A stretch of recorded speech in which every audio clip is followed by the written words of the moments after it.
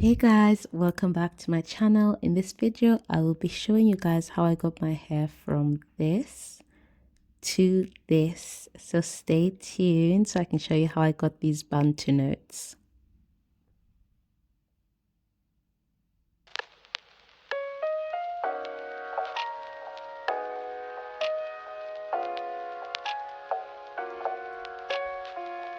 So I start off by prepping my hair with my foaming and curling mousse, because guys, as you can see, the hair is the curly hair is not as curly anymore, so this just kind of refurbishes the hair.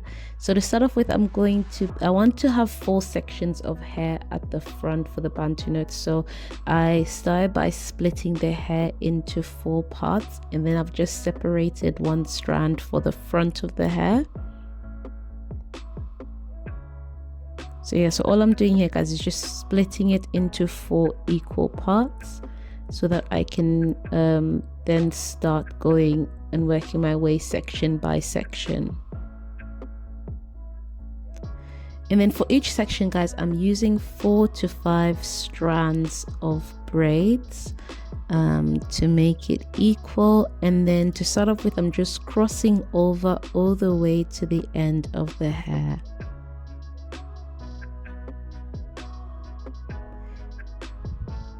And then once I'm done, guys, I'm just folding it close to the scalp and wrapping it around the hair, as you guys can see, to secure it. I'm also trying my best, guys, just to make sure that it's not too tight at the scalp so that I don't put any tension on the scalp. And there you go, that's done. So I'm doing the same process on the second part of the hair.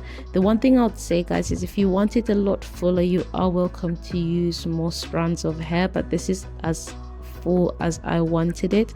So the more strands of hair that you use, obviously the thicker the knot would be. And once you finish and got into the end, how high you fold it will determine obviously how tall the Bantu Knots are going to be, but I wanted it this thickness and this length, so that's why I chose 4 to 5 strands of hair, but also folded it as long as I did. If you want it smaller, you can fold it a lot smaller, and if you want it thinner, then you can use less strands of hair. But with everything that you always do with braids, guys, I always say try and make sure that you're not putting tension on the scalp. So I want a little strand at the front, so I've separated that again, and then just doing the same process again for the hair. And I'm actually liking how this hair looks. This is the first time I've actually done something like this, so it's really looking cute already. It makes me feel like I'm representing my roots, so I'm really excited to see what the final look of this hair will look like. And then just do the wrapping process again. And I don't know if you guys can notice, I'm deliberately trying not to tighten it too tight because I don't need to lose my baby hairs.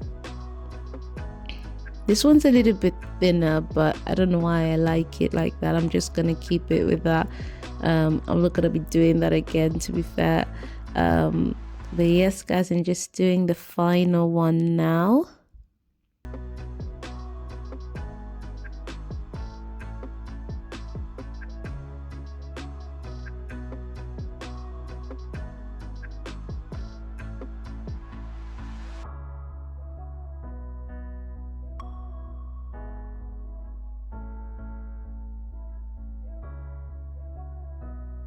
And then fold it up the scalp and then wrap around as you would.